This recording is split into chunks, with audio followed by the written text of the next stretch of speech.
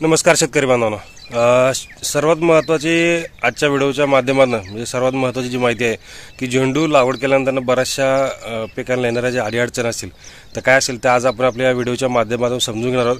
त्यासाठी निश्चितच मित्रांनो व्हिडिओला फॉलो करायचे, निश्चितच लाईक करायचे, शेअर सुद्धा करायचे। निश्चित मित्रांनो झेंडू उत्पादक शेतकरी आहेत त्यांच्यासाठी महत्त्वाची माहिती आहे की झेंडू लागवड केल्यानंतर काही ठिकाणी पडला जातोय किंवा मोडला जातोय, त्याला काय कारण असेल।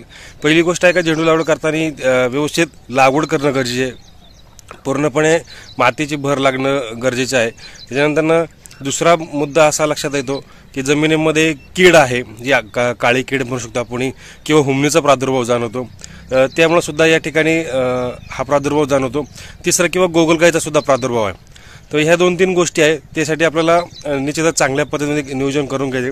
आणि विशेष म्हणजे या ठिकाणी तुम्ही बघू शकता तर चांगल्या पद्धतीमध्ये या ठिकाणी मातीची भर, या ठिकाणी जे तुम्ही होल आहेत त्या होलच्या ठिकाणी माती आपल्याला या ठिकाणी लावणं गरजेचं आहे। कारण मल्चिंग पेपर तापल्यानंतर ना जी वाफ बाहेर पडते त्या होलच्या माध्यमातून पडते आणि त्या ठिकाणी सुद्धा झाड सुकलं जात आहे।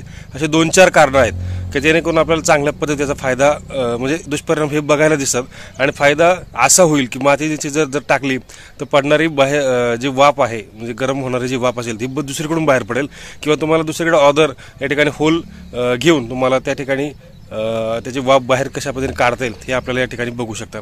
तर हे त्यासाठी उपाय करताना आपल्या ठिकाणी शक्यतो खोडातली आतली माती आहे ती घ्या, बाहेरची माती या ठिकाणी टाकू नका।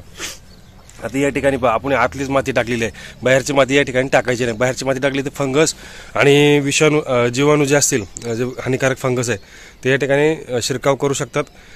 त्यामुळे आतली माती घ्यायची, किंवा गांडूळ खत असेल किंवा जिओग्रीन असेल ते तुम्ही या ठिकाणी वापरू शकता। त्या पद्धतीने करा आणि चांगल्या पद्धतीने प्लॅनिंग करा।